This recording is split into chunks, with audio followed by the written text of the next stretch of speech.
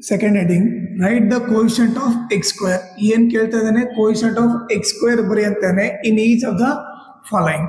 So ಏನ್ ಬರೀಬೇಕು ನಾನು, ಕೋಯಿಫಿಷಿಯಂಟ್ ಆಫ್ ಎಕ್ಸ್ ಸ್ಕ್ವೇರ್ ಬರಬೇಕು. ಕೋಯಿಷೆಂಟ್ ಆಫ್ ಎಕ್ಸ್ ಸ್ಕ್ವೇರ್ ಅಂದ್ರೆ ಎಕ್ಸ್ ಸ್ಕ್ವೇರ್ ಯಾರ ಜೊತೆ ಮಲ್ಟಿಪ್ಲೈ ಆಗಿದೆ ಅಂತ ಬರೀಬೇಕು. ಇಲ್ಲಿ ಎಕ್ಸ್ ಸ್ಕ್ವೇರ್ ಇಲ್ಲಿದೆ, ಯಾರ ಜೊತೆ ಮಲ್ಟಿಪ್ಲೈ ಆಗಿದೆ, ಇಲ್ಲಿ ಏನಿಲ್ಲ ಅಂದ್ರೆ 1 ಇದೆ. ಸೊ ಯಾವ ಸೈನ್ ಇದೆ, ಪ್ಲಸ್ ಇರೋದ್ರಿಂದ +1 ಅಂತ ಬರ್ತೀವಿ. ಸೊ ಇಲ್ಲೇನು ಆನ್ಸರು ಕೋಯಿಷೆಂಟ್ ಆಫ್ ಎಕ್ಸ್ ಸ್ಕ್ವೇರ್ ಬಂದು +1. ಈಗ ಸೆಕೆಂಡ್ ನೋಡೋಣ, ನನಗೆ ಕೋಯಿಫಿಷಿಯಂಟ್ ಆಫ್ ಎಕ್ಸ್ ಸ್ಕ್ವೇರ್, ಇಲ್ಲಿ ಎಕ್ಸ್ ಸ್ಕ್ವೇರ್ ಎಲ್ಲಿದೆ, ಇಲ್ಲಿದೆ.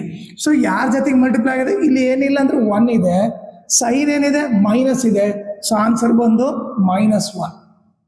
ಇಲ್ಲಿ ಥರ್ಡ್ ಕ್ವಶನ್ ನೋಡಿದ್ರೆ, ಸೊ ಇಲ್ಲಿ ಕೂಡ ಏನ್ ಕಂಡುಹಿಡಬೇಕು, ಕೋಯಿಫಿಷಿಯಂಟ್ ಆಫ್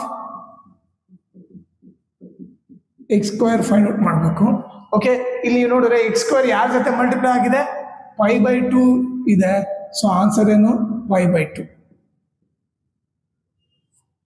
ಈಗ ಈ ಕ್ವಶನ್ ಅಲ್ಲಿ ನೋಡ್ರಿ, ಕೋಯಿಷೆಂಟ್ ಆಫ್ ಎಕ್ಸ್ ಸ್ಕ್ವೇರ್, ಇಲ್ಲಿ ಕೋಯಿಷೆಂಟ್ ಆಫ್ ಎಕ್ಸ್ ಸ್ಕ್ವೇರ್ ಕೇಳಿದ್ದಾನೆ, ಬಟ್ ಇಲ್ಲಿ ಎಕ್ಸ್ ಸ್ಕ್ವೇರ್ ಇಲ್ಲ.